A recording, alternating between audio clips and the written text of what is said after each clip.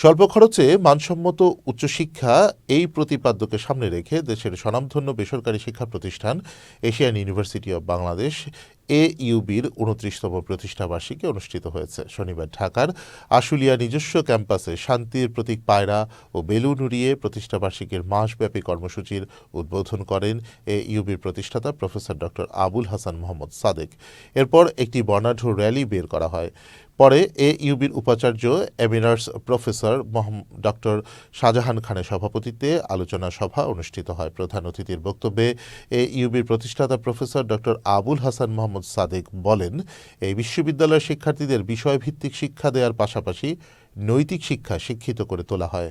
তাই এই প্রতিষ্ঠানের শিক্ষার্থীরা দেশে বিদেশে নিজেদের পেশাগত দায়িত্বের ক্ষেত্রে দক্ষতার পরিচয় দিয়ে প্রতিষ্ঠানের সুনাম অক্ষুণ্ণ রেখেছে। অনুষ্ঠানে আরও বক্তব্য রাখেন AUB ট্রাস্টি বোর্ডের chairman doctor Mohammad Jafar Sadek, treasurer professor doctor Nurul Islam সহ অন্যান্য অতিথিরা।